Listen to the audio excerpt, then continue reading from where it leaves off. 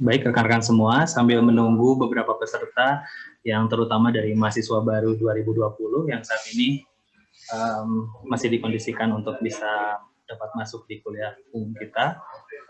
Sebelumnya saya mau menyapa terlebih dahulu pemateri atau narasumber kita pada siang kali ini. Assalamualaikum, Prof. Di tengah-tengah kita sudah siap dan sudah hadir pemateri kita siang kali ini, Prof. Dr. Sanidu, Guru Besar Sastra Arab dari Universitas Gadjah Mada.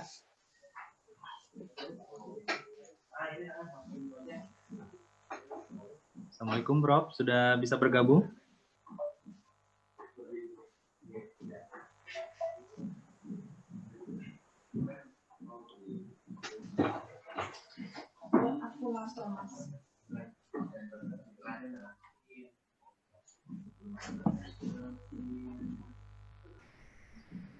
Tampaknya Prof. Sanidu masih Assalamualaikum Mas Reza. Waalaikumsalam warahmatullahi wabarakatuh. Sehat, Prof? Ya, alhamdulillah, Mas. Alhamdulillah. Nah, ini kebetulan Prof sambil menunggu dari teman-teman mahasiswa baru. Kebetulan mahasiswa baru sekarang agak bentrok dengan fakultas, tapi insya Allah nanti dikondisikan agar segera masuk di. Boleh, ya. Nah, sementara saya buka terlebih dahulu ya, Prof ya. Ya, silakan Mas. Assalamualaikum warahmatullahi wabarakatuh. Waalaikumsalam warahmatullahi wabarakatuh. Alhamdulillahirabbil alamin wa bihi nasta'in wa ala umuri dunya waddin wa sholatu wassalamu ala asrofil anbiya'i wal mursalin wa ala alihi washabihi ajmain amma ba'du. Yang saya hormati Dekan Fakultas Ilmu Budaya dan Kaprodi Sastra Arab yang sudah hadir secara luring, dan yang saya hormati Prof. Dr. Sanidu, Guru Besar Universitas Gadjah Mada, ya, yang sudah alhamdulillah sudah bersedia meluangkan waktunya untuk hadir bersama-sama kita secara virtual untuk memberikan kuliah umum dan pelatihan metodologi sastra Arab. Dan yang saya hormati para dosen sastra Arab dan juga rekan-rekan semua, rekan-rekan peserta kuliah umum dan pelatihan metodologi sastra Arab. Selamat bergabung bersama rangkaian kuliah umum yang diselenggarakan oleh Prodi Sastra Arab. Dan siang kali ini kita sudah masuk di sesi yang ketiga. Ya, sebelumnya kita sudah mendapatkan atau sama-sama sudah mengikuti kuliah umum di bidang linguistik Arab. Lalu tadi sebelumnya penerjemahan Arab. Lalu pada siang kali ini insya Allah kita akan sama-sama mendengarkan pemaparan mengenai metodologi sastra Arab. Sebetulnya kita bisa mulai dari karena ini beberapa teman-teman mahasiswa baru juga baru ikut bergabung ya bersama kita, jadi kita akan mendapatkan sama-sama gambaran mengenai pembelajaran sastra Arab, mulai dari yang paling dasar ya sastra itu dan sastra Arab itu seperti apa gambarannya, hingga akhirnya masuk ke ke penelitian sastra Arab, tren penelitian sastra Arab terkini dan beberapa hal yang berhubungan dengan masalah sastra. Baik, saya kira tidak akan berpanjang lebar lagi, namun sebelumnya saya akan perkenalkan terlebih dahulu, ya. Tapi sebenarnya rekan-rekan, jika rekan-rekan semuanya googling ya nama narasumber kita, saya kira sudah banyak sekali informasi tentang beliau, tapi saya akan perkenalkan beliau. Beliau juga salah satu pendiri dari Prodi Sastra Arab UNS. Ya, nah saya perkenalkan yang akan menjadi narasumber kita pada siang kali ini adalah Prof. Dr. Sanidu M.Hum. Beliau lahir 23 Juli 1959 di Wonorejo, ya. Jadi asli Surakarta, ya, Karanganyar atau Solo Raya. Nah, beliau lulusan dari jurusan Sastra Asia Barat di UGM, lalu melanjutkan S2 dan S3-nya di UGM juga. Dan saat ini beliau adalah guru besar di bidang sastra Arab atau filologi di Universitas Gadjah Mada. Beliau saat ini merupakan Ketua Departemen Antarbudaya Fakultas Ilmu Budaya Universitas Gadjah Mada ya dari 2016 hingga sekarang. Saya kira itu perkenalan singkat tentang beliau.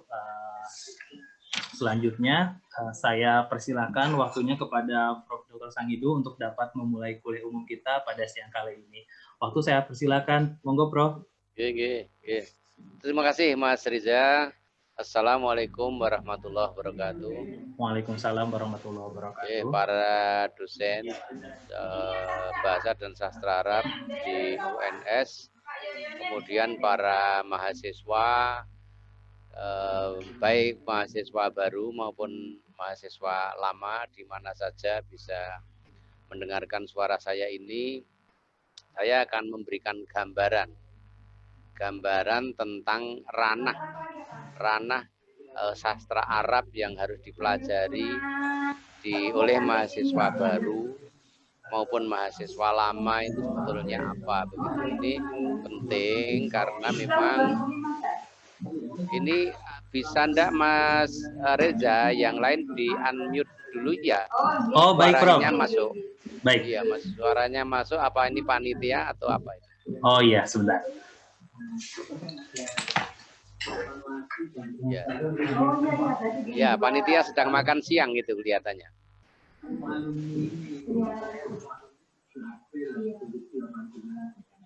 Oke. Ya, ini banyak yang ngobrol itu, terdengar masuk suaranya. Ini.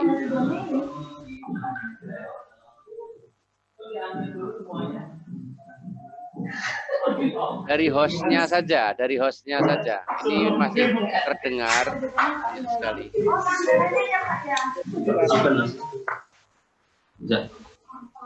Baik, Prof. Ini sambil menunggu host. Partisipan. Nah, itu ya.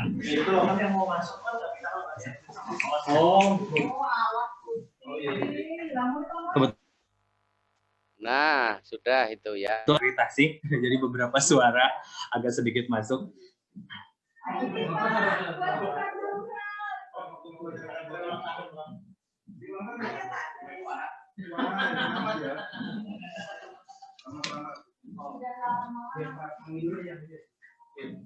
Pak Hilal.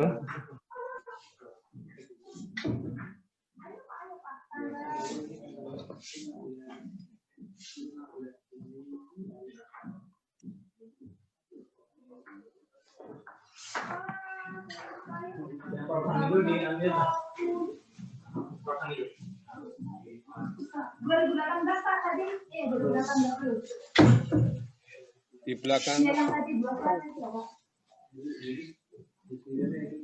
Baik, sebentar kita sedang menunggu hostnya mempersiapkan teknis.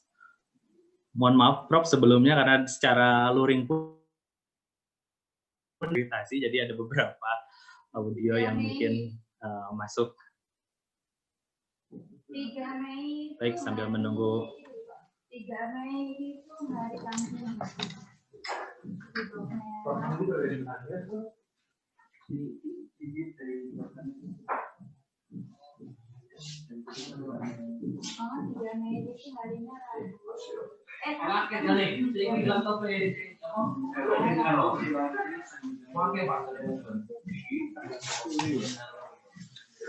Prof, mohon maaf, bisa di unmute otomatis, Prof, dari komputer jenengan mungkin? Oh ya, bisa. Di unmute manual. Oh, betul, mohon maaf. Bisa. Ya. Ya, ini Ya, masih silakan, suara Prof. yang lain masih masuk ya. Ya.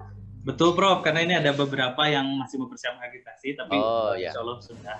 Ya, mari kita mulai. Saya akan memberikan gambaran agar mahasiswa tahu ranah apa yang akan dipelajari oleh mahasiswa baru, khususnya di bidang sastra Arab.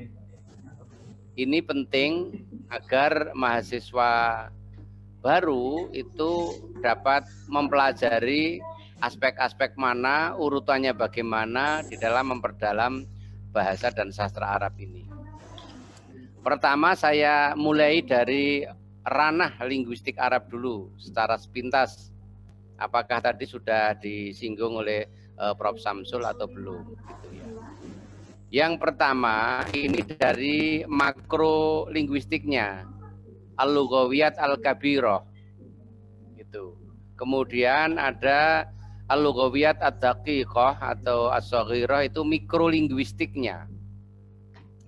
Jadi mikrolinguistik itu terdiri dari ilmu aswat, fonetik fonologi, ilmu sorfi atau ilmu mufradat, itu morfologinya, ilmu nahwi, bisa juga disebut ilmu tarkib, ilmu tanzim, itu sintaksisnya. Kemudian ilmu dalalah ini atau ilmu ma'ani, itu dari segi bisa saja itu dikatakan semantik, ilmul asalib, ilmul bayan, dan ilmul badi, itu dari segi stilistikanya. Nah, ilmu sorfi dan ilmu nahwi itu disebut juga dua-duanya itu ilmu i'rab. Kemudian ilmu dalalah, ilmu asalib itu disebut juga ilmu balaghah. Nah, ini merupakan umdatul ulum lil lughatil arabiyyah. Ini adalah ilmu pokok di dalam linguistik Arab. Karena itu kalau mahasiswa baru menguasai mata kuliah ini, terutama sorof, nahwu, balaghah yang terdiri dari ma'ani, bayan, badi, itu untuk mata kuliah lain dalam kaitannya dengan linguistik pasti bisa. Kuncinya di sini. Karena itu mata kuliah sorof, nahwu, balaghah itu harus diberi porsi yang banyak daripada mata kuliah yang lain, karena ini adalah ilmu dasar, ilmu pokok. Itu pertama. Nah, nanti pengembangannya di dalam linguistik istilahnya makro linguistik itu ada al-lughawiyat an-nafsiyah, ada psikolinguistik, ada al-lughawiyat al-ijtimaiyah, ada sosiolinguistik, ada al-lughawiyat at-tatbiqiyah, ada linguistik pragmatik. Tuh. Ada lughawiyat tibbi as-syar'i, ada linguistik forensik. Kemudian ada neurolinguistik. Kemudian ada ilmu bahasa antropologis, ya, linguistik antropologis. Nah, dari sekian cabang-cabang baik mikrolinguistik atau makrolinguistik, 3 pokok ilmu sorof, nahwu, balaghah itu adalah yang paling pokok, karena setiap jurusan apapun yang menyangkut bahasa Arab, sastranya, budayanya, tidak terlepas dari 3 mata kuliah ini, dan 3 mata kuliah ini harus diberi porsi yang lebih banyak daripada mata kuliah yang lain. Nah, itu kunci. Dari sini, dari penguasaan sorof, nahwu, balaghah, ini kemudian akan meningkat ke ilmu sastranya. Lanjut ke slide berikutnya tentang ilmu sastra. Nah, ranah di dalam ilmu sastra gitu. Kalau ingin mempelajari sastra Arab, tidak menguasai 3 mata kuliah pokok yang ada di dalam ranah linguistik Arab tadi yang telah kami sebutkan di depan, tidak mungkin bisa masuk ke mempelajari ke ilmu sastra Arabnya. Begitu, itu kunci itu. Jadi untuk mahasiswa baru, genjot sajalah di awal-awal mata kuliah itu sorof, nahwu, balaghah, kuasai betul. Nanti ilmu yang lain tinggal mengikuti. Itu. Ini karena mata kuliah pokok itu di dalam linguistik Arab, dan itu nanti berakibat juga untuk mempermudah mempelajari ranah di dalam sastra Arab. Nah, di dalam sastra Arab itu ilmu sastra pada umumnya itu ada monodisiplin. Monodisiplin ini terdiri dari teori sastra, sejarah sastra, kritik sastra, dan filologi. Dan interdisiplin ini ada sosiologi sastra, psikologi sastra, antropologi sastra, filsafat sastra. Berdasarkan wilayah ini ada sastra umum, sastra khusus, kemudian sastra banding, gitu. Nah, ini dari itu. Lah, mana yang pokok di dalam ranah sastra Arab? Nah, bisa slide berikutnya ada 3 komponen, itu. 3 komponen ini umdatul ulum lil adabil arabi. Nah, ini ada ulumul adab, ada al-adabul arabi, ada an-nadhariyatul adabil arabi, ada amalul adabil arabi, tarikhul adabil arabi, dan naqdul adab arabi. Ini ada ilmu sastra Arab, ada sastra Arab itu apa? Ada teori sastra Arab, ada karya sastra Arab, sejarah sastra Arab, kritik sastra Arab. Yang pokok harus ada itu 3.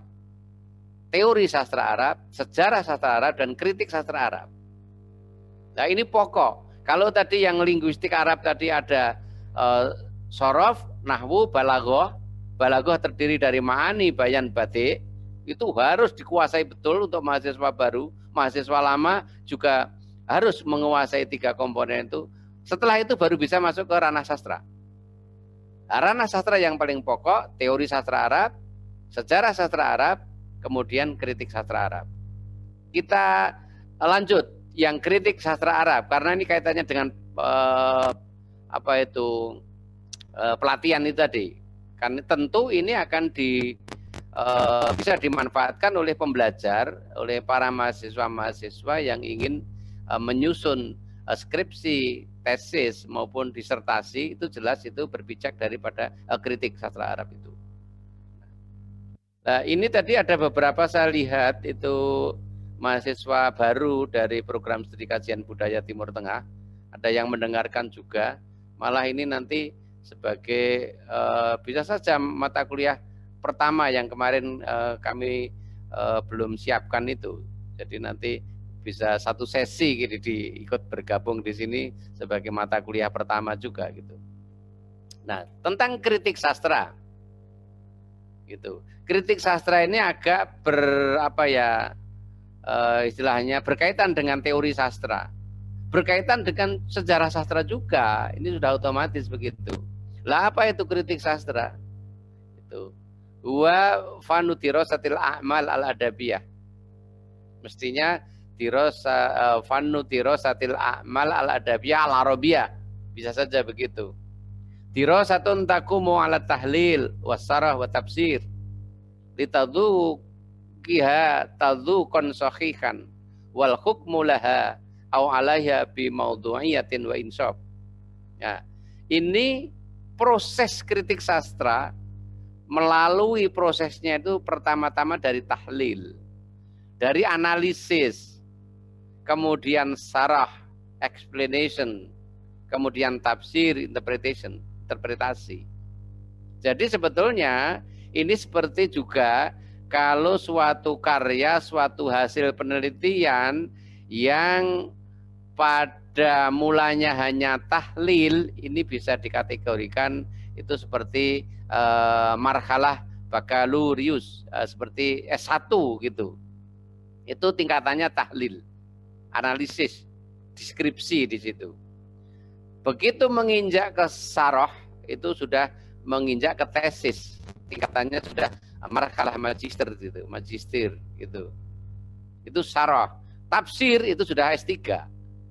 Sudah penafsiran, sudah hermeneutik gitu.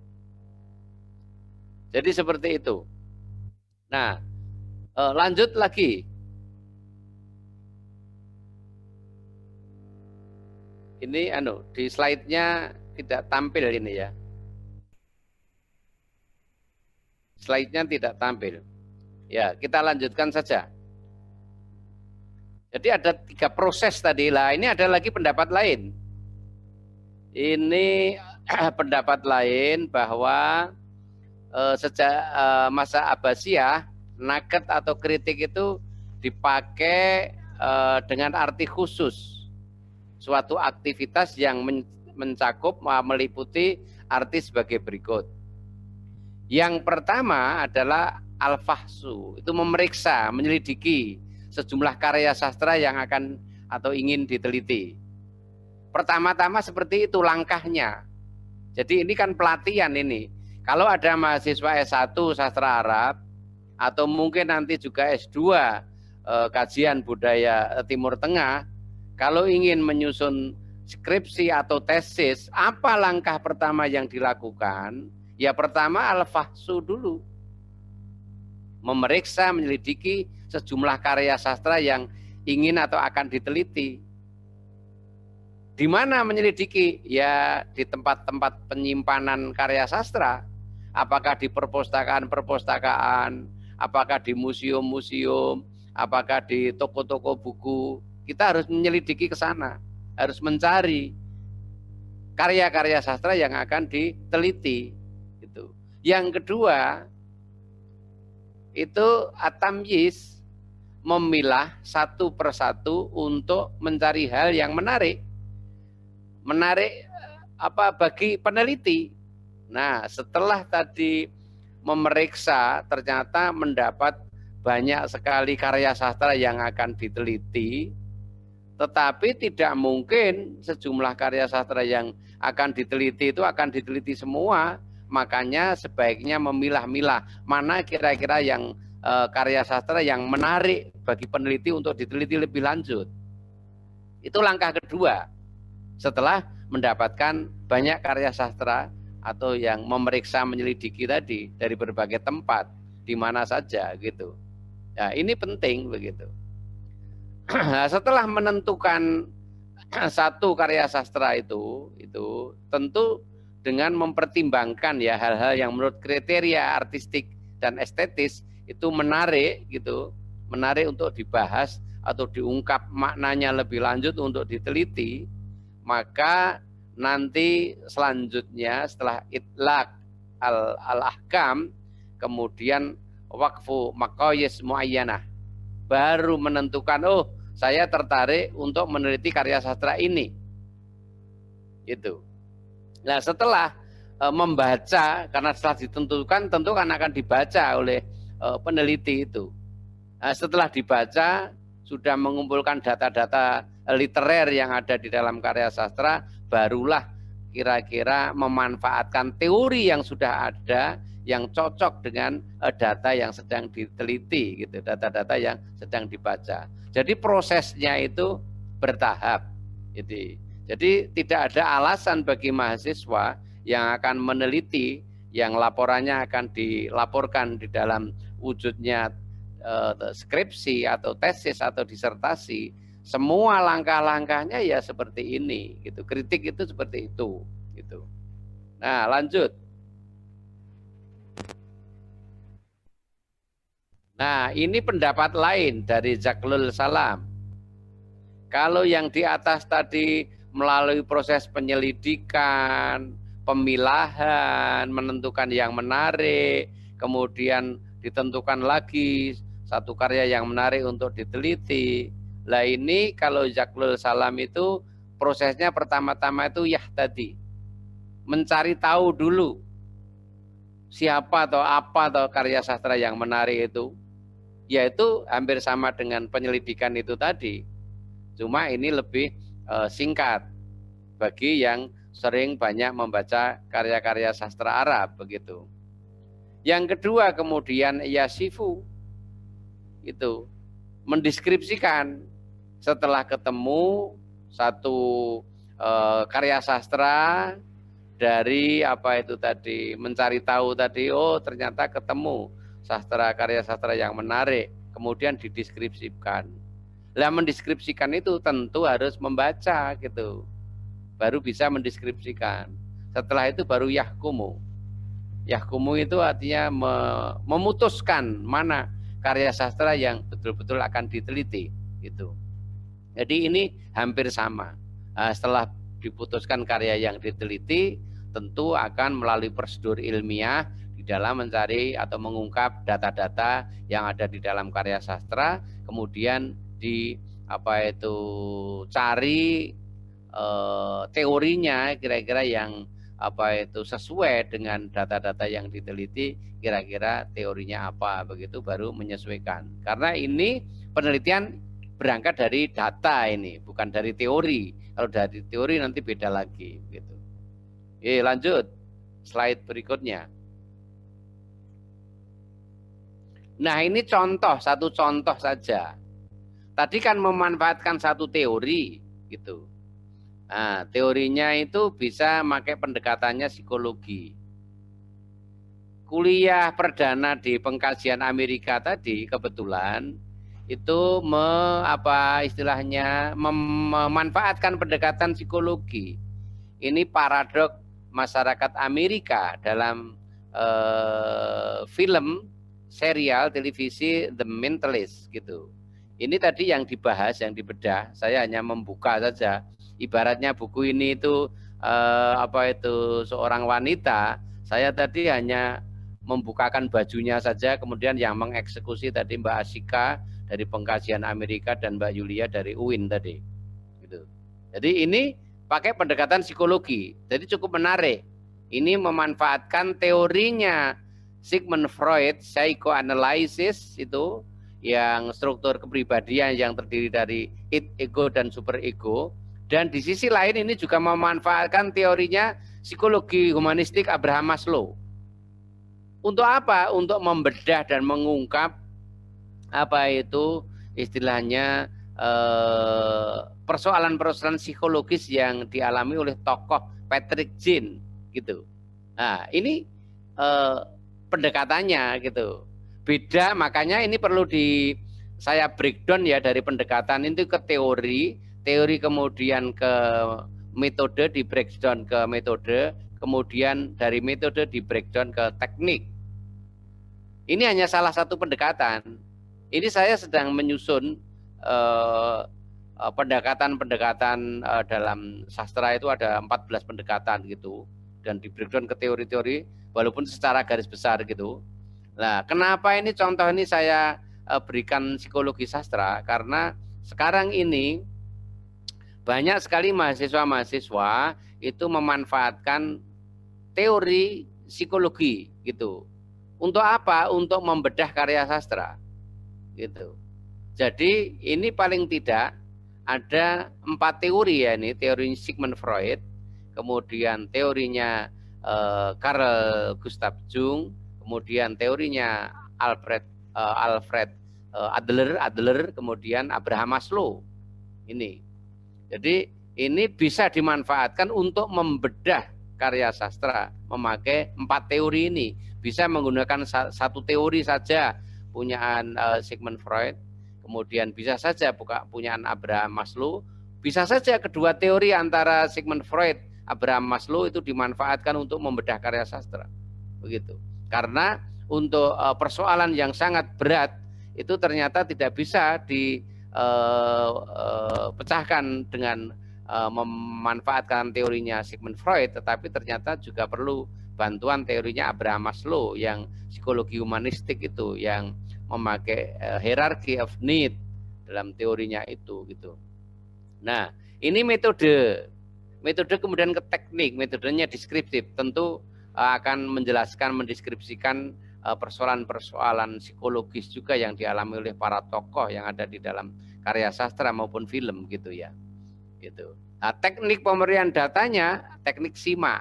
Ini seperti teknik yang ada di dalam penelitian linguistik. SIMA. Setelah disimak artinya membaca. Menyimak itu membaca dari halaman pertama sampai halaman terakhir gitu. Dicari data-data yang berkaitan dengan objek formalnya. Gitu. Lah, apa objek formalnya? Ya ditentukan oleh peneliti sendiri setelah membaca bolak-balik secara berkali-kali karya sastra itu. Oh, ini aspek umpamanya aspek tentang penindasan terhadap perempuan, ya bisa saja itu penindasan terhadap perempuan, bisa juga pola pikir dan lifestyle masyarakat Arab umpamanya, bisa saja itu yang diteliti. Tentu nanti membacanya itu kalau ada paragraf atau kalimat-kalimat atau alinea yang berkaitan dengan pola pikir atau mungkin lifestyle masyarakat Arab umpamanya, itu bisa saja. Jadi budaya Arab itu bisa diteliti dari karya sastra. Karena karya sastra itu juga mengandung aspek-aspek budayanya juga. Begitu. Ini penting itu. Jadi umpamanya Mas Jazuli itu bisa saja mengungkap budaya Arab yang ada di dalam karya sastra Arab. Budayanya. Contoh umpamanya begini, itu ada mimikri dan hibriditas di dalam karya sastra. Itu tentang budaya, percampuran budaya barat dan timur. Itu budaya barat diwakili oleh Yunani dan budaya timur diwakili oleh Dube. Nah, itu ada percampuran, ada hibriditas, ada hibrid budaya. Ada juga yang memikri budaya barat malah berubah menjadi budaya timur. Itu direpresentasikan oleh tokoh-tokoh yang ada di dalam karya sastra Arab. Itu bisa. Jadi tidak ada persoalan. Nah, kecuali kalau ingin meneliti budaya secara pakai grounded research, ya harus pergi ke Timur Tengah sana. Begitu. yang biayanya lebih banyak, gitu. Umpamanya budaya apa di sana, budaya yang kaitannya dengan apa itu istilahnya, umpamanya budaya upacara atau tentang resepsi atau pernikahan, wah itu ada tersendiri, gitu. Budaya dalam meminang apa itu perempuan Arab, begitu, budayanya sendiri, itu. Jadi seorang laki-laki kalau meminang perempuan Arab, kalau belum punya modal kira-kira 700-an juta, itu belum bisa melaksanakan untuk meminang. Dia harus punya modal dulu sekian itu, sehingga tidak tertutup kemungkinan bahwa pemuda-pemuda Timur Tengah gitu, dan khususnya Mesir yang saya ketahui itu umurnya sudah tua-tua belum menikah karena belum punya modal untuk menikah, karena modalnya banyak. Itu merupakan budaya yang ada di sana. Lah itu bisa dikembangkan. Ini sangat menarik gitu, bisa dikembangkan. Jadi saya kira itu dulu secara umum. Saya kira nanti kita banyak diskusi, terutama mahasiswa baru silahkan dipancing untuk berdiskusi biar nanti tambah mantap kuliahnya, sehingga tahu apa majal lil lughah al-arabiyah wal majal lil adabil arabi gitu. Jadi seperti itu. Saya kira sementara begitu dulu, Mas Reza, bisa ditawarkan ke mahasiswa yang lain untuk diskusi, monggo. Oke, baik. Terima kasih banyak Prof atas pemaparan dari materinya mengenai metodologi sastra Arab. Baik rekan-rekan semuanya, silakan jika ada yang ingin ditanyakan, silakan rekan-rekan bisa menyampaikan pertanyaannya melalui kolom chat ya. Nanti akan saya bacakan dan akan dijawab oleh Prof Sangido. Baik, tadi juga sudah dijelaskan oleh Prof Sangido ya beberapa hal yang perlu diperhatikan, dan yang paling penting sebetulnya dari pembelajaran ya, sastra Arab ini tadi sudah disinggung ya, 3 komponen besar, mulai Nadhoratul Adab, Tarikhul Adab, dan Naqdul Adab. Dan karena ini berkaitan dengan metodologi juga tadi yang harus diperhatikan adalah mengenai Naqdul Adab ya, kritik sastra, di mana beberapa hal harus diperhatikan. Kalau tadi hierarkinya Prof mengatakan mulai dari pendekatan ke teori, di breakdown jadi metode dan ya teknik. Dan juga tadi sudah dicontohkan. Jadi silakan rekan-rekan yang ingin ditanyakan bisa menanyakan melalui kolom chat. Nah ini Prof, kebetulan di yang peserta kita ini banyak nih dari rekan-rekan yang sekarang sedang mengikuti proposal, seminar proposal sastra, Prof. Ya, ya. Nah biasanya ini tadi Prof bilang bahwa dalam beberapa tahapan itu ya, yang pertama itu adalah mencari ide yang memang menarik, menarik untuk dibahas dan diteliti. Nah ini seringkali pertanyaannya itu yang paling banyak ditanyakan rekan-rekan utama yang semester 7 itu adalah mengenai ide itu, Prof. Kira-kira ketika membaca suatu karya sastra, kira-kira ide yang seperti apa yang memang dikatakan layak gitu, Prof, untuk bisa diteliti? Iya. Bagaimana, Prof? Silakan. Ya. Ini pertanyaan semester 7 ya? Betul. Ya, ini menarik ini. Kadang-kadang yang semester 7 yang teorinya selesai itu mau nyusun proposal saja, kadang-kadang 1 semester belum punya ide. Betul. Itu sering terjadi seperti itu. Maka kalau sudah sering memeriksa atau mencari tahu karya-karya sastra apa saja yang menarik dan di situ muncul ide, kalau dibaca kemudian belum mempunyai ide dan sangat sulit sekali, ini permasalahannya apa ya? Apa yang diteliti ya? Berarti itu Mas, ada satu yang error itu. Kepekaan literernya masih rendah.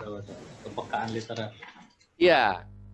Nah, bagaimana meningkatkan kepekaan literer?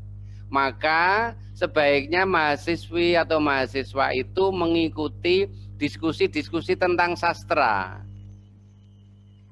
Kalau kepekaan literernya itu tinggi, baru membaca judulnya saja itu sudah, wah ini ada pertanyaan-pertanyaan, Mas. Gitu. Baru membaca judulnya saja, itu sudah pertanyaan-pertanyaan. Umpamanya membaca kanat hiyal at'af. Wah, dulu dia perempuan lemah. Loh, mengapa lemah? Itu aja sudah ada pertanyaan. Itu baru judulnya. Nah, karena itu begitu para mahasiswa, begitu para mahasiswi membaca judul suatu karya sastra, pandanglah sebagai objek estetik. Jangan dipandang sebagai artefak. Kalau dipandang sebagai artefak, itu benda mati saja yang tidak bisa berbicara, yang tidak bisa memunculkan ide-ide.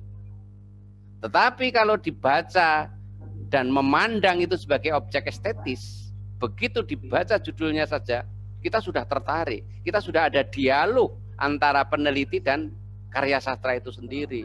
Nah, dialog itu akhirnya berujung untuk membaca lebih lanjut. Loh, kok semakin menarik, semakin menarik. Loh, ini tokohnya kok seperti ini. Tokohnya kok seperti ini. Gitu, umpamanya seperti itu. Jadi itu Mas. Itu. Jadi kepekaan literer yang rendah itu bisa dipacu. Salah satu diantaranya adalah mengikuti diskusi-diskusi tentang sastra. Oke, dari situlah saya pada awalnya dulu itu sama sekali tidak tertarik saya dengan sastra.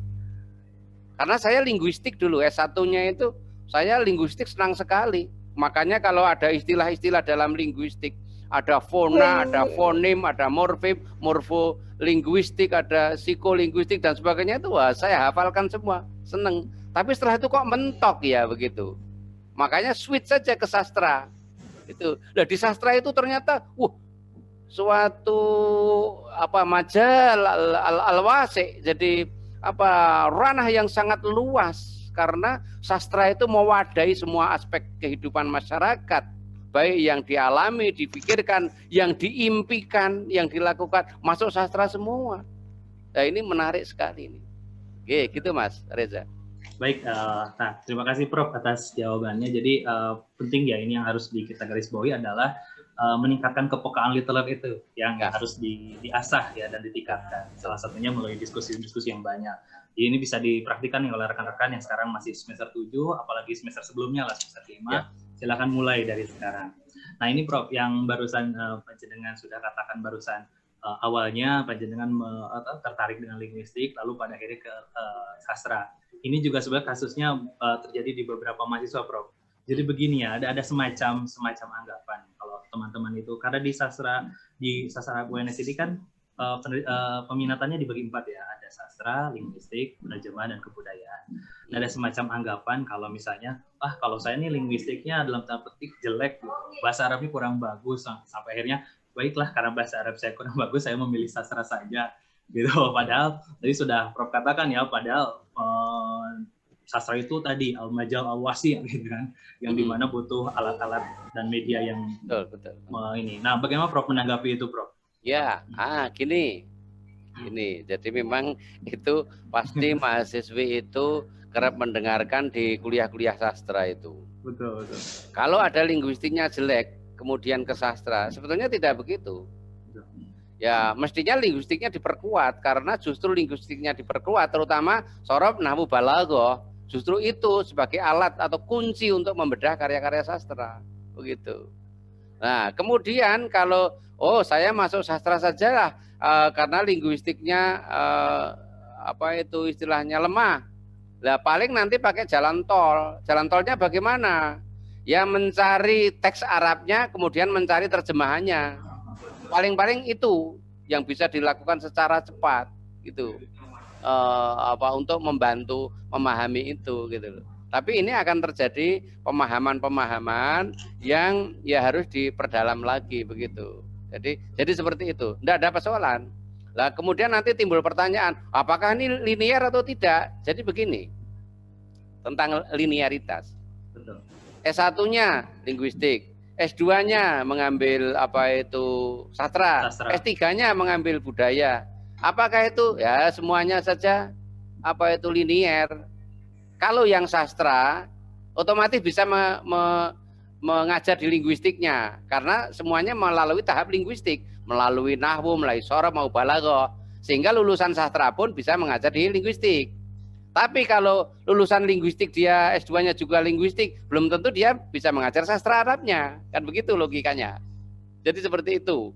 Jadi yang sastra atau budaya Arab, tentu yang budaya Arab juga bisa mengajar di linguistik Arabnya. umpamanya sorob atau mungkin mutolaah atau insya atau apa gitu, itu mesti bisa.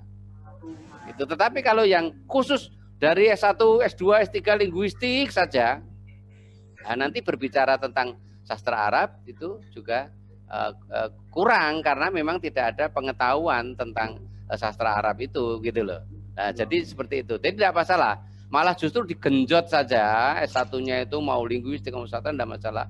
S2, S3 mau lebih mempunyai kebebasan untuk memilih gitu. Sehingga nanti kalau untuk guru besar itu nanti ditentukan oleh disertasinya apa, judulnya. Kemudian mengajarnya apa, gitu. Kemudian penelitian 5 tahun terakhir apa, itu yang jadi pertimbangan untuk guru besar, gitu. Jadi gitu Mas. Karena ini juga baik. Untuk dosen juga biar tidak ada kegalauan, gitu. Jadi gitu, gimana? Baik, oke, terima kasih. Nah, jadi sebetulnya itu ya, jadi tidak perlu ada semacam sekat-sekat bahwa kalau misalnya linguistiknya kurang baik mau milih sastra, padahal itu saling mendukung ya, Prof ya? Ya, saling mendukung. Betul. Dan ini sekarang eranya menjebol sekat-sekat keilmuan, Mas. Betul. Oh iya, ya. Dituntut untuk multi talenta, multidisiplin. Betul. Okay. Bahkan ini, Mas, karena ini sebagai simbol untuk menjebol berbagai sekat-sekat keilmuan, di UGM itu Mas, itu yang tembok-tembok yang mengurungi fakultas, hancurkan semua sekarang. Dari Fakultas Ilmu Budaya ke Fakultas Ekonomi bisa tinggal melangkah saja, tidak ada tembok yang membatasi. Ke Fakultas Hukum juga begitu, ke ISIPOL juga begitu, jebol semua Mas ini. Itu menandakan bahwa menjebol sekat-sekat keilmuan yang selama ini terjadi begitu. Jadi gitu Mas. Betul. Maka dipompa Mas ya mahasiswa baru dan mahasiswa lama itu tidak ada sekat-sekat, semuanya saling memperkuat keilmuan. Iya betul. Apalagi sekarang sedang sedang senafas dengan program Merdeka Belajar ya Prof ya. Itu lagi betul. Sejalan sebetulnya. Ya, baik, ini berkaitan dengan yang barusan juga Prof mengenai lebih spesifik mengenai penelitian. Di mana Panjenengan bilang barusan sebenarnya sudah tidak ada sekat-sekat apapun sebetulnya bisa kita pelajari ya, apalagi dengan sastra bisa dikaitkan. Nah tadi ada yang bertanya mengenai ini contoh penelitian tadi contoh dari pendekatan yang tadi jenengan sudah katakan mengenai psikologi. Nah sejauh mana sebetulnya kita bisa memanfaatkan ilmu-ilmu lain di luar sastra semacam psikologi, sosiologi dan lain sebagainya. Sejauh mana sih Prof kita bisa menggunakan ilmu itu dan untuk dimasukkan ke dalam penelitian sastra Prof? Ya. Jadi gini. Sekarang kalau kita berbicara psikologi sastra itu ada dua keilmuan ya Mas. Ilmu psikologi dan ilmu sastra. Betul. Kita jadikan satu. Betul. Psikologi sastra itu suatu disiplin yang memandang karya sastra itu mengandung aspek-aspek psikologis yang diperankan oleh para tokoh yang ada di dalam karya sastra itu. Nah, untuk mengungkap karakter tokoh, aspek-aspek psikologis yang dialami oleh tokoh-tokoh itu memerlukan bantuan ilmu psikologi. Jadi dua hal ini, ilmu psikologi. Kalau psikologi murni ini jelas sasarannya itu kepada yang objeknya itu jelas umpamanya mahasiswa ya, atau seorang perempuan atau seorang laki-laki yang mengalami depresi gitu. Maka ilmu psikologi langsung mewawancarai, langsung ada pertanyaan-pertanyaan kuesioner yang akan ditanyakan kepada pasien, itu kira-kira nanti apa depresinya itu akibat apa, penyebabnya apa, solusinya bagaimana. Itu langsung psikolog itu langsung istilahnya mewawancarai langsung. Tetapi kalau di dalam karya sastra gitu, terutama karya sastra itu kan jelas seorang pengarang itu manjing ing sajroning kahanan. Dia harus observasi langsung di masyarakat. Dia harus mengambil data-data masyarakat secara empirik. Kalau itu datanya dari orang per orang yang mengalami tekanan psikologis, maka ini menjadi fakta individual. Itu. Tapi kalau yang dialami oleh masyarakat itu namanya fakta sosial. Jadi kalau pengarang itu mendapatkan data-data dari seseorang saja, itu nanti kalau sudah lahir karya sastra itu lebih tepat memang analisisnya pakai psikologi. Baik itu memakai teorinya Freud maupun teorinya Abraham Maslow, begitu. Atau Jung atau Adler gitu. Yang jelas 4 tokoh psikologi itu saya lihat di dalam buku-buku kritik sastra Arab. Teori-teori yang lain itu jarang digunakan untuk membedah karya sastra dari aspek dari pendekatan psikologi.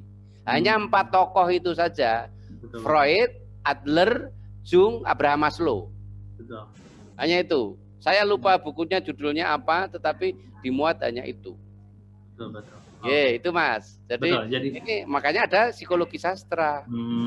Betul. Jadi sudah jelas ya bedanya Ya. itu ada pada objeknya ya. Betul, Antara persis. sastra dengan psikologi. Ya. Nah, nanti juga berarti rekan-rekan bisa silakan seperti tadi dikatakan bahwa mengeksplorasi lagi nih beberapa. Persis harus mengeksplor lagi. Betul, dari psikologi saja tadi Prof sudah jelaskan sebenarnya banyak sekali yang bisa dikaji. Ya. Nah, baik, ini ada untuk rekan-rekan peserta yang lain, jika ada yang ingin ditanyakan silakan sampaikan pertanyaannya melalui kolom chat, atau jika ingin bertanya secara live bisa bisa sebutkan namanya, nanti akan saya panggil untuk bisa bertanya secara live. Nah, ini ada pertanyaan Prof dari Rohmatul Faiza. Nah, mohon izin bertanya Prof, bagaimana terkait dengan kurikulum Merdeka Belajar Bahasa Arab? Adakah kampus yang sudah menerapkan kurikulum Merdeka Belajar ini, Prof? Syukron dari Rohmatul Faiza. Merdeka Belajar untuk kampus-kampus tampaknya ini baru dalam wacana ini, Mas. Dalam aplikasinya belum. Jadi kemarin ada dari Fakultas Kedokteran sudah merumuskan bagaimana itu Merdeka Belajar dan sebagainya. Tetapi ini belum aplikasinya belum, Mas. Jadi belum bisa ya. Mungkin lihat perkembangan. Betul. Jangan-jangan nanti kalau sudah pandemi sudah tidak ada, malah tidak kembali merdeka lagi ya. Bisa saja seperti itu, Mas. Betul. Ini kan karena untuk mengantisipasi ini ya, corona ini kok tidak selesai, maka muncul ide Merdeka Belajar. Gitu. Betul. Oke, jadi realisasinya memang saya kira di mana-mana Prof sama ya? Iya, masih wacana ini. Wacana dan belum diturunkan lah, jadi belum di breakdown ke yang lebih konkret. Nah, betul ya. Jadi masih itu. Tapi kalau tadi sudah Prof jelaskan, sebenarnya rekan-rekan semua kalau bilang merdeka, ya belajar sastra itu sudah merdeka Prof ya, karena sudah bisa meneliti banyak hal di luar dari keilmuan sastra itu sendiri, psikologi, sosiologi, bahkan bisa mungkin ke ranah-ranah yang lain ya Prof ya. Ada filsafat sastra juga ada, Mas. Nah itu betul, filsafat. Nah ini pertanyaan menarik nih Prof. Kalau ini lebih. Kalau tadi bicara filsafat, ada yang mengajak berfilsafat. Begini Prof, pertanyaannya. Kira-kira kalau tadi Prof sudah jelaskan ya, kalau meneliti psikologi itu yang dikaji manusia secara langsung. Sedangkan psikologi sastra mengkaji sastra. Nah, ini yang bertanya. Ada yang bertanya begini, lewat tokoh, betul, lewat tokoh ya. Ada yang bertanya mengenai kontribusi penelitian Prof. Kira-kira kalau kita meneliti karya sastra yang notabene adalah hasil karya manusia gitu dan lain sebagainya, sifatnya imajinatif dan lain sebagainya, adakah kontribusi konkretnya Prof minimal untuk kehidupan begitu? Oh iya ya jelas ada. Jangan dikira apa itu enggak ada kontribusinya. Betul, gitu. Lah ini terutama eksak, ilmu-ilmu eksak itu kadang-kadang menyepelekan ilmu sastra. Sastra Arab itu apa? Sastra itu itu enggak ilmiah. Itu macam-macam gitu. Apakah ada kontribusinya? Di dalam penelitian-penelitian yang dibiayai oleh negara, biasanya itu kontribusi terhadap pembangunan atau apa itu perlu dirumuskan. Gitu. Memang di bidang sastra dan ilmu-ilmu humaniora lainnya untuk merumuskan, untuk menformulasikan kontribusi penelitian itu memang ini sangat berat, Mas. Karena tidak konkret. Sastra itu kan semi tidak ilmiah ya. Bila dibandingkan linguistik itu kan ilmiah itu. Tetapi metode ilmiah apapun yang ada di dalam linguistik tidak bisa dipakai untuk membedah karya sastra. Itu loh. Nah, ini kemarin saya berdebat dengan Prof Putru itu. Wah, ini Iya. sangat luar biasa Betul, kan betul. gitu. Bagaimana umpamanya sekarang gini, bagaimana metode linguistik? Ada seorang mahasiswa sastra. Mahasiswa sastra itu di mana saja berada, biasanya mahasiswanya loh ini, biasanya Betul, itu termasuk golongan email, mahasiswa apa itu ikatan mahasiswa ekonomi lemah rata-rata. Email. Nah, ini biasanya dia naksir tinggi, wah yang di mahasiswa yang ekonomi gitu ya. Mahasiswa yang ekonomi kan biasanya apa itu the have gitu ya. Betul. Nah, itu pada waktu dia apa itu ngapeli ke rumahnya, orang tuanya tahu, wah ini mahasiswa sastra, mahasiswa miskin kok tiap apa itu malam minggu ngapeli ya. Kemudian dilarang oleh orang tuanya si mahasiswi itu, wah jangan sekali-kali apa itu ngapeli sini lagi, ini biar belajar dulu gitu. Tapi karena dia sudah apa itu istilahnya itu memahami filsafat sastra, oh enggak apa-apa Bapak, saya tidak akan ngapeli lagi, tetapi nanti malam saya akan ketemu putri Bapak melalui mimpi-mimpiku. Ini sudah filsafat sastra itu. Itu. Nah, jadi seperti itu. Jadi tidak ada persoalan gitu. Jadi ilmu-ilmu yang lain itu juga membutuhkan multidisipliner atau interdisipliner terhadap sastra. Nah, kembali kepada tujuan penelitian, apakah itu bermanfaat bagi masyarakat? Wah, sangat bermanfaat. Contoh gini Mas, kita tahu ya Mustafa Lutfi Al-Manfaluti, penyair Mesir itu dari Manfalut. Manfalut itu dari Kairo kira-kira 6 jam itu pakai mobil, itu dengan kecepatan di atas 100 itu kira-kira 6 jam baru sampai. Karena itu lewat Menia kemudian ke Manfalut, dari Menia itu sekitar 2 jam. Nah, Manfalut itu menyadur karyanya apa itu Alphonse Clark atau siapa itu yang Prancis itu menjadi Majdulin. Di situ ada contoh Mas, contoh tokoh itu. Tokoh itu yang perempuan namanya Magdalena. Kemudian kekasihnya namanya Stephen. Magdalena dan Stephen ini sudah saling jatuh cinta dan akan meningkat ke jenjang pernikahan. Tetapi orang tua si Magdalena, Tuan Muller, itu tidak setuju dengan pernikahannya itu. Karena apa? Karena Stephen itu adalah pemuda miskin. Itu. Pemuda miskin itu menurut Tuan Muller tidak akan bisa membahagiakan apa itu putrinya. Maka Tuan Muller kemudian memberikan calon lain namanya Edward. Edward itu pemuda yang kaya raya. Padahal Magdalena sendiri tidak mencintai Edward. Dia cintanya hanya pada Stephen. Begitu. Akhirnya dipaksa. Nah, setelah dipaksa, apa yang terjadi? Pernikahannya itu tidak bahagia. Tiap hari itu mengalami kesedihan yang luar biasa. Nah, makanya kemudian nanti ada tujuan teoritisnya.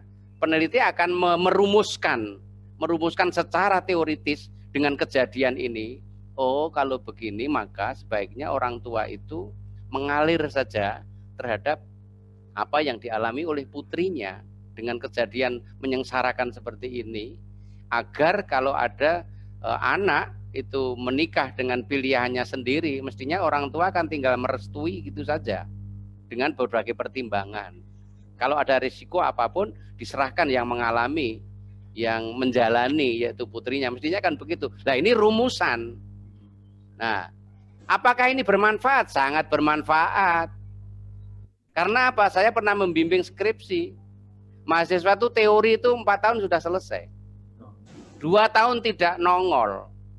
Kemudian berarti 2,5 tahun baru nongol ke kampus. Dia ingin menyelesaikan sarjananya. Setelah saya tanya, loh apa persoalannya kok sampai 5 semester dari teori sudah selesai kok baru nongol? Ternyata apa?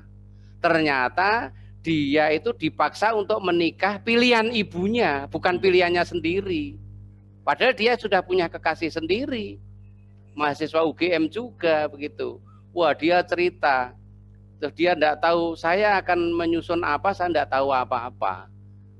Prosesnya bagaimana, dia tidak tahu. Akhirnya ya sudah, besok ketemu saya bawakan itu Majdulin itu dalam bahasa Arab itu karya Mustafa Lutfi Al-Manfaluti itu dikerjakan 3 bulan tuh selesai karena persis seperti yang dialami itu loh. Jadi banyak manfaatnya. Jadi begini, saya mengutip pendapat Profesor Budi Darmo, semakin peneliti, semakin mahasiswa itu membaca karya sastra, maka mahasiswa itu semakin banyak, semakin mendalami, semakin tahu hakikat kehidupan yang sebenarnya. Karena apa? Karya sastra itu meliputi semua aspek kehidupan dan selalu berubah. Nah, gitu Mas. Betul. Ya, nah itu jadi mudah-mudahan nih untuk teman-teman baik yang sudah lama belajar sastra atau yang baru belajar nih sekarang untuk rekan mahasiswa baru sudah dapat gambaran jelas ya bahwa itulah kalau belajar sastra itu sudah banyak sekali manfaatnya, dan yang penting jangan ragu ya Prof ya bahwa semua secara keilmuan pastinya sudah diperhitungkan termasuk dari sisi metodologisnya, ilmiahnya ya. Jadi insya Allah semua bermanfaat. Pada hakikatnya kalau kata Prof barusan, kalau bisa mendalami sastra dia akan bisa memahami hakikat kehidupan. Persis. Betulnya. Nah ini Prof ada lagi yang bertanya nih Prof dari Hermawati Putri ya. Saya bacakan pertanyaannya. Mohon izin bertanya, apa perbedaan antara teori psikolinguistik dan psikologi sastra? Begitu pula sosiolinguistik dan sosiologi sastra. Nah ini bagaimana Prof? Ada pertanyaan dari Hermawati Putri. Ya beda. Ini kan satu bahasa ya, psikolinguistik tadi ya, yang satu sastra. Berarti kalau psikolinguistik kaitannya dengan apa itu bahasa. Momennya gini Mas. Ini dari psikolinguistik loh, psikolinguistik.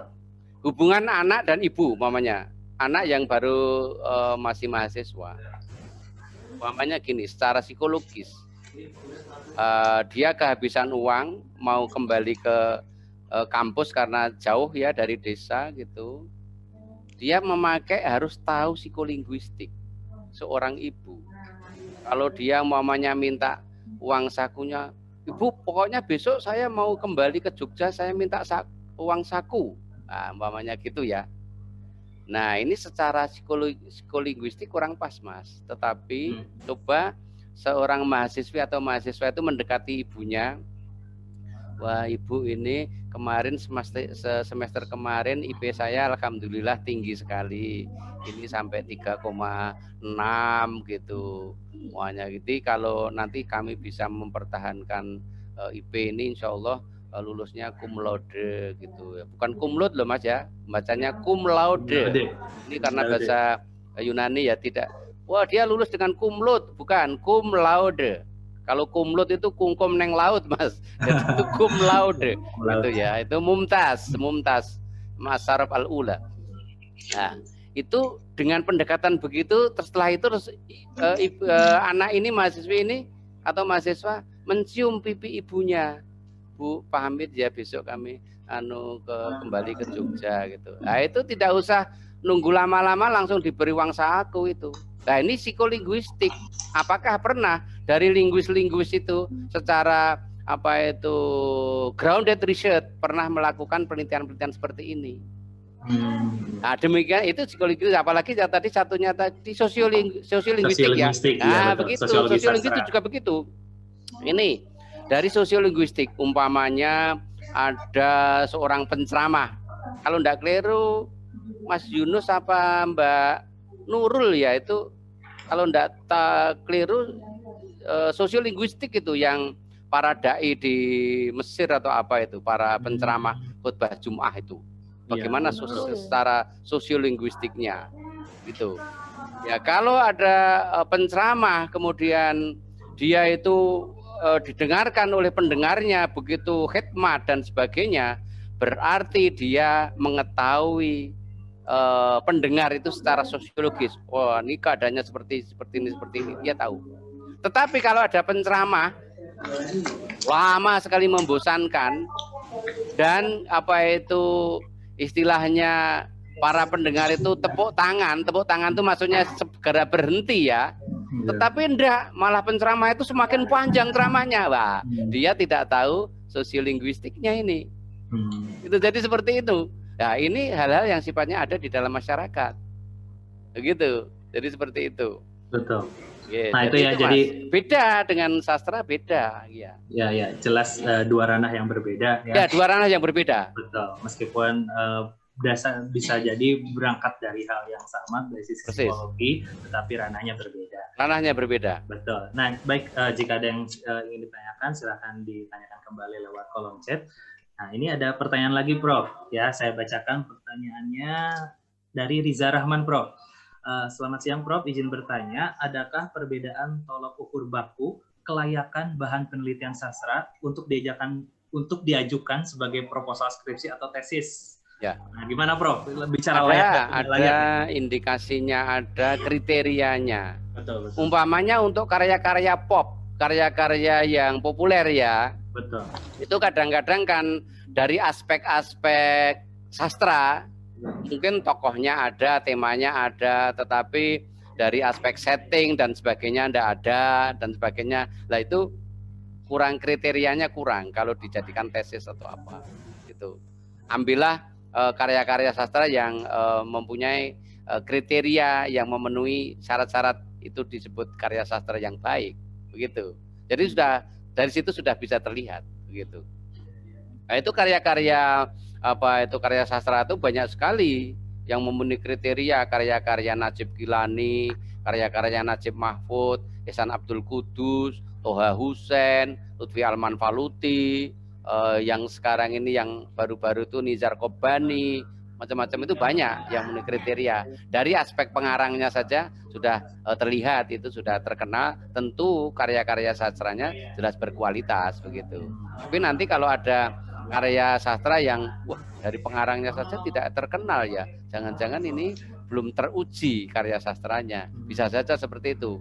Dari lahiriah saja bisa dilihat begitu. Oke. Terima kasih.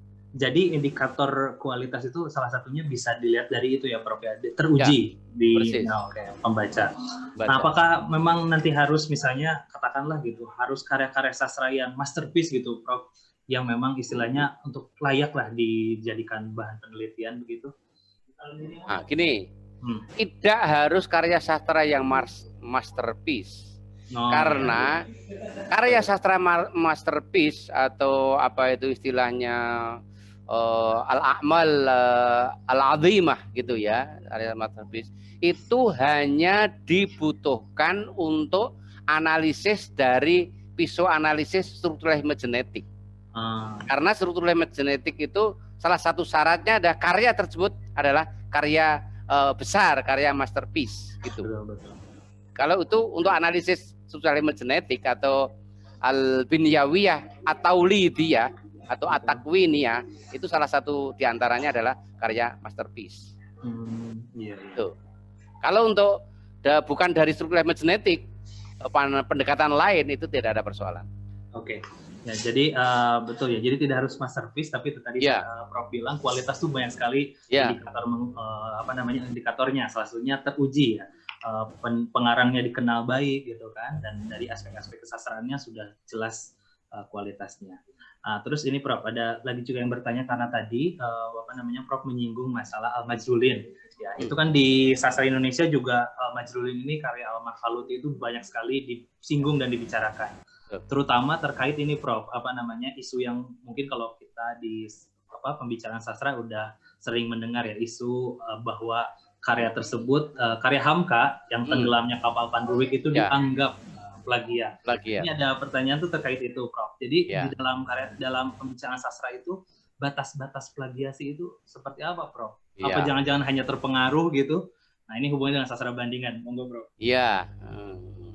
Nah, ini pertanyaan dari siapa nih? Ini ada yang masuk dari mahasiswa. Ya. Jadi begini, Hamka begitu dicecar bahwa itu karyanya plagiat dari Majrulin itu, ya waktu itu Hamka diam saja, tidak menjawab. Betul. Setelah hujatan banyak sekali, barulah Hamka itu menjelaskan bahwa sejak membaca karya-karya Lutfi Al-Manfaluti, Hamka itu merasa bahwa saya terpengaruh sekali dengan gaya bahasa, dengan uslub yang tulis oleh Manfaluti. Kekagumannya tentang keterpengaruhannya itu sangat luar biasa. Jadi itu masuk di dalam at-ta'thir wa ta'athur fil adab. Jadi pengaruh mempengaruhi di dalam karya sastra. Gitu. Jadi itu Hamka sendiri mengatakan itu bukan plagiat, tetapi pengaruh besar terhadap gaya bahasa yang dikemukakan oleh Manfaluti. Gitu. Walaupun ya itu bisa kalau keterpengaruhan atau itu bisa dilakukan dengan metode perbandingan ya. Perbandingannya begini, umpamanya itu ada tokoh Stephen, di situ ada tokoh Zainuddin, kemudian ada tokoh Edward, di situ ada tokoh Aziz, umpamanya gitu loh. Jadi seperti itu. Jadi ada tokoh Magdalena, di situ ada tokoh Khadijah gitu. Jadi seperti itu dari segi tokohnya. Tetapi kan itu temanya beda. Betul. Kalau di Mas Julin itu temanya kan protes sosial ekonomi. Sedangkan di Tenggelamnya Kapal Van der Beek itu protes tentang budaya Minang itu. Gitu. Jadi lain gitu. Betul. Jadi pada intinya di dalam sastra itu taksir dan ta'atsur itu tidak bisa dihindarkan, Prof ya? Ya, tidak bisa itu. Terutama di dalam sastra-sastra dunia. Iya.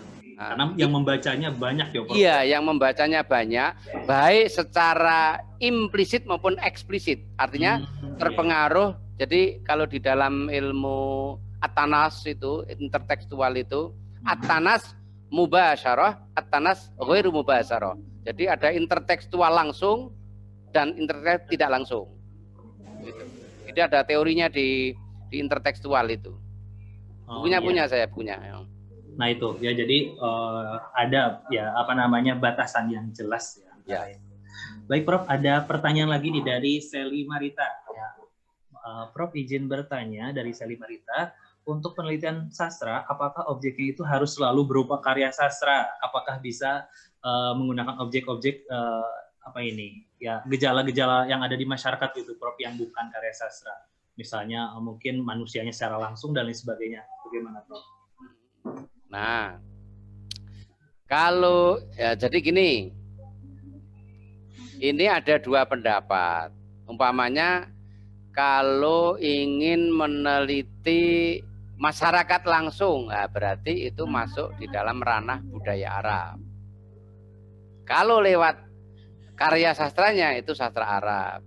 Ya sebetulnya boleh saja. Itu kadang-kadang ada dua pendekatan di dalam sosiologi sastra khususnya. Itu pendekatannya swing shoot.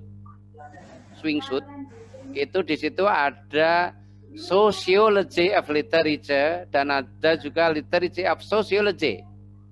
Yang pertama, sociology of literature itu peneliti bergeraknya itu dari masyarakat.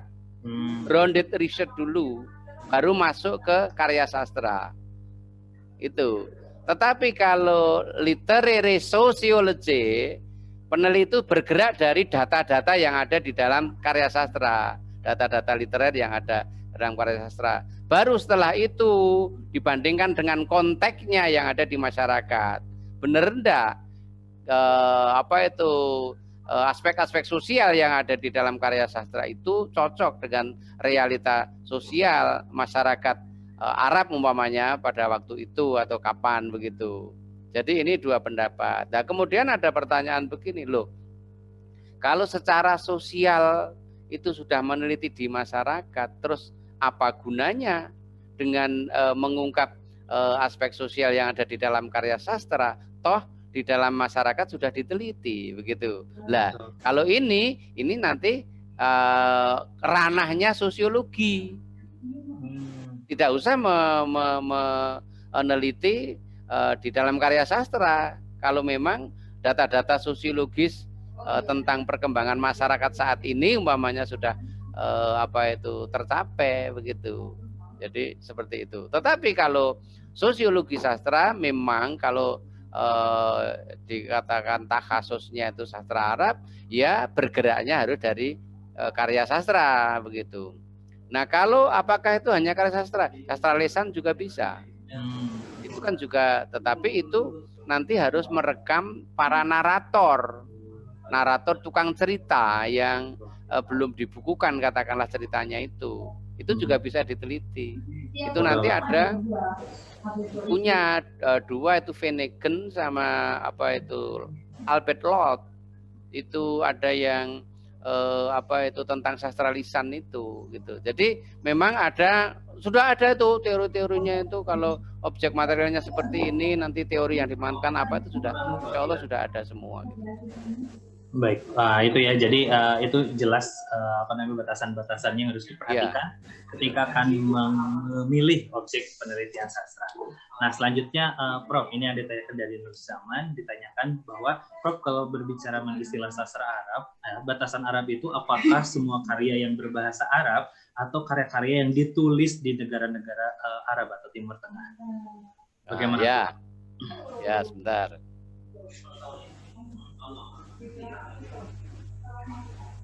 Batasan karya sastra Arab. Nah, kalau ini cukup menarik, seperti pertanyaan sastra Prancis. Almarhum Dr. Siti Hariti itu dulu meneliti karya sastra berbahasa Prancis. Tetapi yang menulis adalah penulis dari Timur Tengah. Settingnya tentang Timur Tengah, tetapi pakai bahasa Prancis. Nah, waktu itu ditanya, loh, ini karya sastra Prancis atau karya sastra Arab? Itu. Untuk bisa menentukan apakah itu karya sastra Prancis atau karya sastra Arab, maka dibuatlah tabel. Karya itu berbahasa Prancis, medianya bahasa Prancis. Nah, ini karya sastra Prancis. Settingnya masyarakat Arab, karya sastra Arab. Tokoh-tokohnya Prancis, tokoh-tokoh yang ada di situ. Nah, ini sastra Prancis. Terus penulisnya dari penulis Timur Tengah, sastra Arab. Wah, mana yang lebih banyak kriterianya, tinggal menentukan itu karya sastra Prancis atau karya sastra Arab. Iya. Gitu, Mas. Betul. Dikumpulkan ya kriteria. Iya, kriterianya diteliti kriterianya dulu gitu, dari aspek-aspek yang ada di dalam karya sastra. Oh iya, jadi tidak sesederhana hanya menentukan karena bahasa. Tidak bisa, itu harus ada indikatornya, Mas. Itu dikatakan sastra Prancis atau sastra Arab gitu. Betul. Nah, seperti terjemahan, Mas, terjemahan karya-karya sastra Arab dalam bahasa Indonesia itu. Nah, itu ini bagaimana, termasuk Prof, posisinya? Karya sastra Indonesia bukan karya sastra Arab ini, kan begitu. Iya. Nah, gitu. Kalau dari segi bahasanya jelas sastra Indonesia. Betul. Tapi settingnya Arab. Betul. Tokoh-tokohnya juga Arab, berarti sastra Arab gitu. Nah, ternyata setelah kita teliti, wah itu banyak Arabnya, sehingga terjemahan itu termasuk karya sastra Arab yang memang diterjemahkan dari karya sastra Arab. Tetapi yang dalam bahasa Indonesia itu merupakan khazanah di dalam kesastraan Indonesia. Iya. Kecuali untuk nama-nama yang memang sudah tidak disangsikan mungkin, Prof, ya, untuk sastrawan yang sudah dianggap sebagai sastrawan masterpiece. Baik, itu ya, menarik beberapa pertanyaan yang sudah masuk, rekan-rekan semuanya. Saya kira karena waktunya sudah sesaat lagi, jika ada yang mau ditanyakan kembali lewat chat silahkan. Namun saya mau mengingatkan untuk rekan-rekan yang masuk silahkan mengisi presensi dalam melalui tautan yang sudah saya sediakan. Prof, ini ya sambil saya kira rekan-rekan sudah pertanyaannya sudah habis nih. Mungkin saya mau terakhir aja, Prof, untuk menutup kuliah umum kita sore kali ini, dan untuk penyemangat, Prof, untuk teman-teman yang memilih baik baru belajar sastra Arab atau rekan-rekan semester 7 nih yang memilih peminatan sastra, Prof. Silakan, ada kata-kata penutup, Prof. Ya, wah ini harus kata-kata penutup ya, gitu. Bagaimana? Sebentar ini ada ada Koprodi. Ya jadi itu Prof, apa namanya yang harus diingat oleh teman-teman semester 7 tuh ini Prof, mengenai metodologinya. Apa yang perlu diingat betul-betul ya untuk para peneliti, ya peneliti skripsi, peneliti tesis atau peneliti disertasi ketika ingin meneliti karya sastra. Aspek apa yang perlu ditanamkan gitu dalam mindset Prof sebagai peneliti sastra itu? Nah, gini. Kalau untuk meneliti karya sastra, pertama memang karyanya itu sendiri harus dipegang. Betul. Mana karya-karya sastra yang menarik, gitu. Terus dibaca. Setelah dibaca, kira-kira data-data mana yang subur untuk dianalisis. Karena tentu di dalam karya sastra itu ada data-data yang kering, ada data-data yang subur. Nah, yang subur itulah yang diangkat menjadi permasalahan, baru nanti memanfaatkan teori apa begitu. Gitu. Ada begini Mas, ada yang karena dia senang sekali tentang teori psikologi sastra, begitu ngambil karya sastra yang dipilih gitu, karena dia sudah menguasai ceritanya, kemudian ya sudah pokoknya saya pakai psikologi sastra saja, tetapi data-data yang mendukung itu tidak ada, tidak kuat, kering, data-data literernya kering. Lah ini tidak bisa dipaksakan Mas. Kalau dipaksakan itu nanti bisa pemerkosaan teori itu. Karena kan itu tidak sesuai dengan data-datanya kering. Maka harus switch dengan data yang subur. Yang subur itu nanti aspek apanya, baru ini memanfaatkan teori yang cocok, yang sesuai gitu Mas. Betul. Jadi itu ya Prof ya. Ini seringkali Prof terjadi di teman-teman yang sekarang sedang memilih proposal skripsi. Biasanya mereka peduli dulu pada teori. Itu. Tapi begitu mencari objek, cari masalah tidak tahu. Jadi harusnya dibalik Prof ya mindsetnya. Ya, harus dibalik, harus datanya dulu Mas. Oh betul. Nah ini harus dikuasai, sehingga nanti kalau di dalam ujian skripsi itu asal data itu sudah dikuasai, malah dosennya yang kualan mau bertanya apa. Betul. Ya. Iya. Betul. Nah itu yang harus diingat oleh teman-teman ya, yang sekarang yang sedang mengambil proposal skripsi. Jadi datanya yang berangkat dari masalah itu yang lebih dahulu disiapkan, baru nanti memilah teori apa yang kira-kira sesuai atau relevan dengan masalah tersebut. Baik Prof, sekali lagi tadi maaf agak terhalang tadi ya. Sekali lagi Prof, ini karena waktunya sudah sampai 2:30, rekan-rekan juga sudah tidak ada yang bertanya lagi. Untuk penutup Prof dari kuliah umum kali ini, saya minta Prof berkenan untuk memberikan closing statement Prof atau kalimat pamungkas yang bisa menyemangati teman-teman semua yang baru belajar sastra Arab atau mahasiswa yang mengambil peminatan sastra. Silakan Prof. Jadi ini ya, kalau kita mengambil sastra itu jangan ragu dan jangan minder. Karena apa? Ternyata setelah saya alami, saya juga tidak bisa menyangka bahwa dengan mengambil takhasus sastra ini, sastra Arab ya, ternyata saya bisa masuk kemana-mana. Gitu, bisa masuk kemana-mana gitu. Karena kenapa begitu? Karena sastra itu mewadahi semua aspek kehidupan yang dialami oleh bangsanya. Kalau sastra Arab jelas itu semua aspek kehidupan yang dialami oleh masyarakat Arab. Sehingga saya itu bisa masuk untuk menilai di disertasi arkeologi, bisa masuk di antropologi, sejarah, linguistik, hampir semua bidang itu masuk gitu. Karena apa? Ternyata juga ada di dalam karya sastra itu, gitu loh Mas. Jadi kita lebih luasa untuk kemana-mana itu lebih enak gitu. Jadi seperti itu. Lebih leluasa ya Prof. Lebih leluasa masuk sastra. Alhamdulillah. Bukan mengecilkan linguistik loh. Linguistik itu merupakan titik awal sebagai pondasi untuk mempelajari sastra begitu. Betul. Apalagi tadi Prof udah bilang di awal bahwa alatnya yang harus dikuasai itu justru bahasanya diperkuat Prof ya. Persis. Sorof, balaghah semuanya. Iya persis itu. Betul. Jadi gitu ya Mas ya. Betul. Prof, alhamdulillah kita sudah sampai 2:30 Prof waktunya. Terima kasih banyak Prof, sekali lagi saya ucapkan sudah berkenan memberikan kuliah umum, dan saya yakin teman-teman semua juga mendapatkan banyak sekali pemahaman, terutama mengenai sastra Arab itu sendiri. Secara khusus lebih secara spesifik berkaitan dengan apa nih bedanya ranah sastra dengan ranah-ranah linguistik, betul, linguistik, penerjemahan maupun kebudayaan Timur Tengah. Prof, sekali lagi saya ucapkan terima kasih banyak, Prof. Mudah-mudahan sehat selalu. Ya, sama-sama Mas Reza. Ini saya lihat Mas Reza begitu seger dan sebagainya karena memang temanten baru ya. Selamat Mas ya, selamat. Alhamdulillah, terima kasih banyak, Prof. Oke, untuk para peserta yang lain saya ucapkan terima kasih banyak yang sudah presensi, silakan dapat meninggalkan room, dan bagi yang belum presensi silakan bisa presensi melalui tautan yang disediakan. Nanti disusul Mas Hilal. Oh iya, Mas Hilal, ya itu Mas Malik juga segera apa Pak Malik? S3 Mas, ayo Mas.